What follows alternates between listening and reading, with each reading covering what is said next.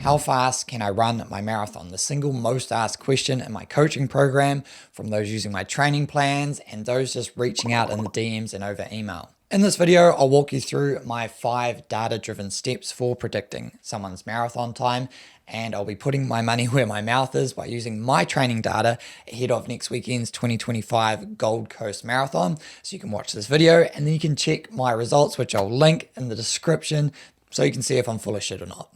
So the first step that we need is identifying our marathon specific sessions. What we need is at least 2 marathon specific sessions where you've run a minimum of 10K, about 6 miles at your goal marathon pace or power output with accurate heart rate readings. Ideally, you've done this marathon effort after having already done at least 60 minutes or more of running, because if you don't have a long sustained marathon efforts under at least a moderate amount of fatigue with accurate heart rate readings, it's going to be hard to pull useful and realistic numbers out of your data, because we need to know what your maximum sustainable output is for an entire marathon, which for most of you is going to be 3 hours or more. So using a 60-minute tempo run when you're fresh isn't shedding a huge amount of light on what you're capable of under fatigue at the back end of the race.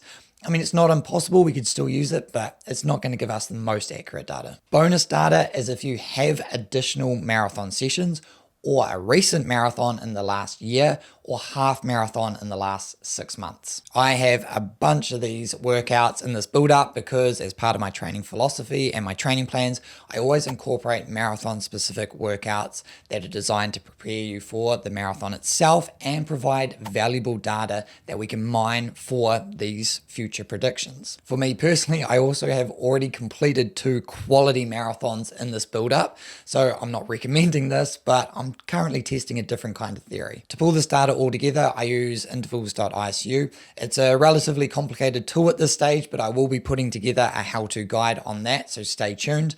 But for now, you can just use Strava or your GPS device app to get at least a ballpark of what these numbers are for you. Once you've found those marathon sessions, that leads us on to step 2, and that is checking for a metabolic steady state and heart rate decoupling. So a marathon is mostly completed around our aerobic threshold, not our anaerobic threshold. So our metabolic supply and demand should be in sync for at least 2/3 of the race.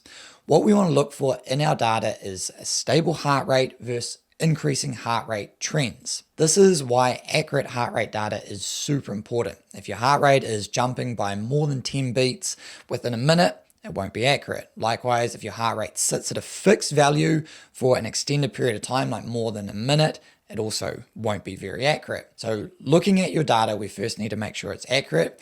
And if your heart rate is increasing while pace and power are stable, your physiological effort is increasing, which indicates that your output might not be sustainable for the entire marathon.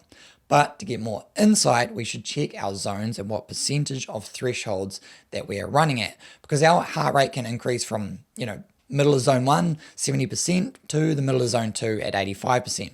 And that's not a problem. Whereas increasing from the middle of zone 2 at 85% to the top of zone 4 at 97%, that's a big problem. So for the majority of runners, heart rate should sit around zone 2, 88% of your lactate threshold, and not go over 92%, middle of zone 3, for the first hour.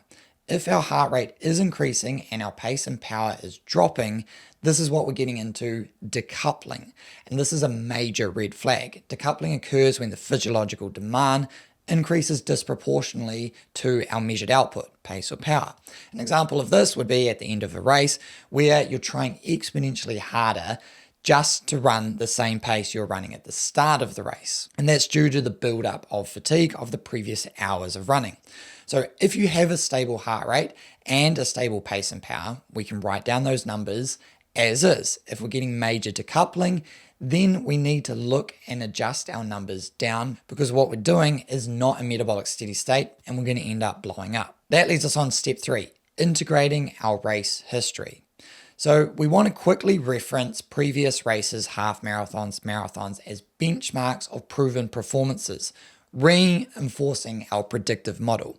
A recent marathon in the last year or half marathon in the last 6 months or marathon in the last 6 months can be a great reference to see what heart rate, pace, power outputs we've actually done. If you've not averaged over 165 beats for your last marathon, it's not a good idea to assume that you'll be sweet as if you hit 165 beats in the first hour of your race. So check those marathons to see what your average heart rates have and how they align with those marathon sessions that we've just pulled out. For a well-paced half marathon, I've found that reducing your average percentage of pace and power threshold that you held for the entire race by 5 is a good reference for your marathon. An example would be I ran a half marathon at 98% of my power threshold on average.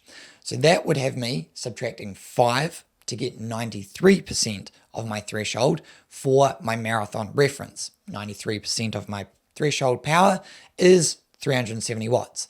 And for pace is 3 minutes 40 per K. So I can use those as numbers as a reference for pacing my marathon. For a half marathon where you blew up, you're likely going to need to adjust your numbers down by 7 or 8% on whatever you were averaging before you blew up, not including the blow up. Step 4, adjusting for conditions and course profile. Heat, hills, altitude, wind can all impact your race performance. So making sure that you account for these in your race planning, especially if you haven't been training in the similar conditions that you're going to race, is going to be super important. Heart rate will typically be your best reference point here. Again, it needs to be accurate, as pace and power can drop significantly in hot, humid conditions and at altitude. So I don't really have a table of normative data that I could use to suggest, how much to adjust.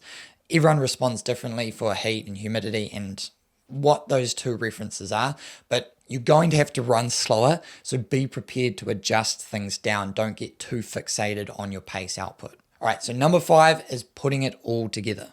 I like to break my races up into 30-minute or 10K segments, depending on the terrain, aid stations, and set targets and ceilings for each of those segments. Based on all the data we've just reviewed, you should have realistic targets and ceilings for each segment. For me, that's going to look like this. So I've broken the race into pretty much 3 10K segments, and then the final 12.2K is just go for it. By that stage, I already know what kind of day I'm having. I'm experienced enough that I can make the right choices from that point on. I'm more concerned about controlling my race early, so I have the energy and capacity to push on later if I have the legs and the day's going to allow me to do so. So what I've done here is I've got average heart rate for each of those 10K segments, 156, 161, 168, and that's 88%, 91%, 95% of my heart rate threshold, not max heart rate threshold. Then I've got ceilings as well, because there'll be some points where maybe going into a bit of a headwind, maybe I want to push into a group, or it's just sitting a bit higher than it normally would, but I feel good. I have some ceilings there, but definitely I'm not going over those regardless of how I'm feeling or what's happening. Unless my heart rate's just clearly gone off the boil and it's reading, 200 or something. So then the next number I'm going to be looking at is average power. I want to sit around 380 watts. Obviously there's a bit of a range here, but that's the main kind of target that I'm looking at. So that's 93%. And then from halfway, ideally I'll push up. Like I don't have to push up, and I've got heart rate there to keep me in check. But ideally I can shift into just pushing slightly harder if I have the legs on the day. So it's 385 pushing into 95%. So then I've got max ceilings there as well. Similarly, if I've got to push up to a group, if there's a bit of a headwind, if there's just a slight incline, I'm going to give myself a little bit of a leeway, but I'm still trying to restrict my outputs for a range that I know I can handle for a marathon. And then we've got pace. So starting out around 342 into a 340 to 338. So just increasing slightly. I know I've kept power the same, but decided to increase pace. And that's just because I'm thinking I'll just sit slightly below 380 watts and then go just above 380 watts. But I mean, it can be so variable, the pace power relationship, that you might not quite notice an increase in power for an increase in pace, if that makes sense. For those that use Stride, you know what I mean.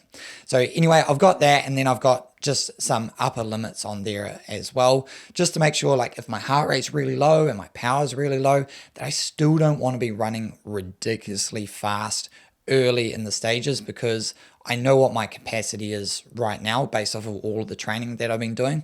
So thinking that I'm just going to run like 5, 6, 8, 10 seconds per K faster on a flat terrain at those kind of pace or those power heart rate numbers is just not realistic. So that's what it looks like for me. And that's going to give me ideally a finish time around 2:33 to 2:35. And I think this is pretty realistic. I actually haven't really adjusted these numbers much from last year, except for maybe going slightly slower at the start. So last year I had pretty much all the same kind of numbers and plan, and I ended up running 2:35:36. So pretty much 2:35:30. And I averaged for those 10K segments 377 watts, 377 watts, 384 watts, and then pretty much 380 watts for the last one. So that equated to a 342 minutes per K for the first 10, 341 for the second 10, 336 for the third 10K, and then from 30K onwards, it was about just over 340. And that was mostly because we got this gnarly headwind, and I thought I could push up, but I just didn't quite have it. So all of this sits well within what I've done in the past. I mean, already this year, I've done a 237 and a 238. And then, like I said, I did 235 at this race, the Gold Coast last year. So I'm thinking I can get a bit more out of myself on race day if we get good conditions. But, I shouldn't be expecting to drop a 229 or a 231 as much as I'd love to. So I need to plan accordingly to set myself up for the best. As you get more familiar with your data, you can start to pull in other sessions to give yourself some more detailed insight into things like your aerobic base, your muscular conditioning, your anaerobic capacity. But on the surface level, if you do this with your marathon sessions, you're going to get the most aligned insight. So if you enjoy this type of thing and you'd like me to help you with your data, you should check out the links in the description for coaching, training plans, and a bunch of free content. Otherwise, stick around here and you'll be an expert in no time. Also, you should check out this video that YouTube thinks you'll find super valuable. I'm sure you'll enjoy it. All right, I'll catch you on the next one. Wish me luck.